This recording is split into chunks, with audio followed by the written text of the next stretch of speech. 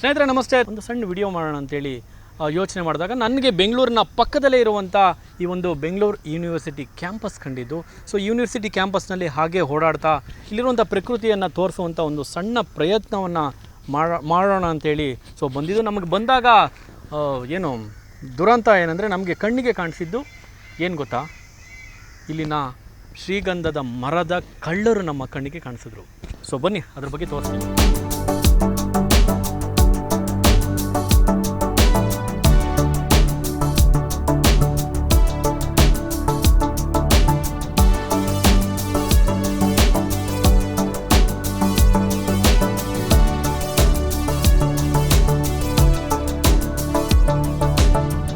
ಸ್ನೇಹಿತರೆ, ನಾವೀಗ ಇರುವಂಥ ಈ ಪ್ರದೇಶ ಬೆಂಗಳೂರು ವಿಶ್ವವಿದ್ಯಾನಿಲಯದ ಸುಮಾರು 1500 ಎಕರೆ ಭೂ ಪ್ರದೇಶವುಳ್ಳಂಥ ಈ ಒಂದು ಯೂನಿವರ್ಸಿಟಿ ಕ್ಯಾಂಪಸ್ಸಲ್ಲಿ, ಬೆಂಗಳೂರು ಯೂನಿವರ್ಸಿಟಿ ಕ್ಯಾಂಪಸ್ಸಲ್ಲಿ ಈಗ ಅದೆಲ್ಲ ಒತ್ತುವರಿಯಾಗಿ ಸುಮಾರು 1250 ಅಥವಾ ಆಸುಪಾಸಲ್ಲಿ ಈ ಒಂದು ಭೂ ಪ್ರದೇಶ ಇರುವಂಥದ್ದು. ನಾನು ಏನು ಹೇಳೋದಕ್ಕೆ ಬರ್ತಾ ಇದ್ದೀನಿ ಅಂದರೆ, ಇಲ್ಲೇನು ಮರ ಕಟ್ಟಾಗಿ ಮೊನ್ನೆ ಅಷ್ಟೇ ಬೆಂಗಳೂರಿನಲ್ಲಿ ಸುರಿದಂಥ ಮೊದಲನೇ ಮಳೆ ಅಂದರೆ ಮುಂಗಾರು ಮಳೆಗೆ ಇಡೀ ಬೆಂಗಳೂರು ತತ್ತರ ಆಗಿರುವಂಥದ್ದು. ನೂರಾರು ಮರಗಳು BBMPಯ ಒಂದು ಏನಂತ ಹೇಳ್ಬೋದು, ಅವರ ಒಂದು ನೆಗ್ಲಿಜೆನ್ಸಿಯಿಂದ ಹೇಳಿ ಇವತ್ತಿಗೂ ಕೂಡ ರಸ್ತೆಯಲ್ಲಿ ಮರಗಳು ಉರುಳಿ ಬಿದ್ದಿರುವಂಥದ್ದು. ಅದನ್ನು ಇನ್ನೂ ತೆರವುಗೊಳಿಸಿಲ್ಲ.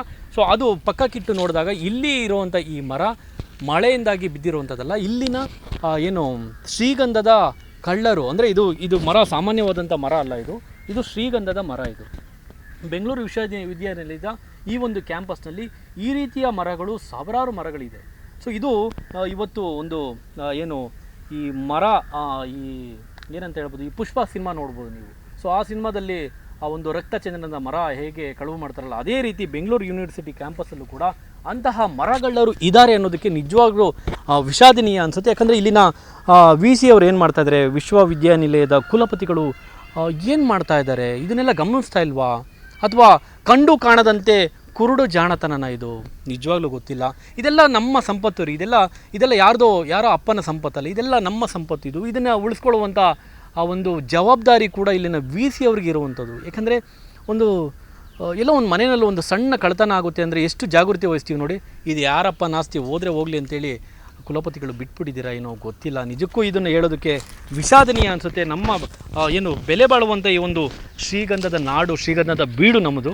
ಸೊ ಬೆಂಗಳೂರು ಕ್ಯಾಂಪಸ್ನಲ್ಲಿರುವಂಥ ಇಂತಹ ವೈವಿಧ್ಯಮಯ ಸಂಪತ್ತಿರುವಂಥ ಈ ಒಂದು ಕ್ಯಾಂಪಸ್ನಲ್ಲಿ ಹೀಗೆ ಶ್ರೀಗಂಧದ ಮರಗಳು ಕೂಡ ಇಲ್ಲಿ ಕಳುವಾಗ್ತಾ ಇದೆ. ಶ್ರೀಗಂಧದ ಮರ ನೂರಾರಿದೆ, ಇದು ಕಳುವಾಗ್ತಾ ಇದೆ ಅಂದರೆ ನಿಜಕ್ಕೂ ನಿಮ್ಮ ಬೇಜವಾಬ್ದಾರಿತನ ಅಂತ ಅಲ್ಲದೆ ಬೇರೆ ಇನ್ನೇನು ಹೇಳೋದು.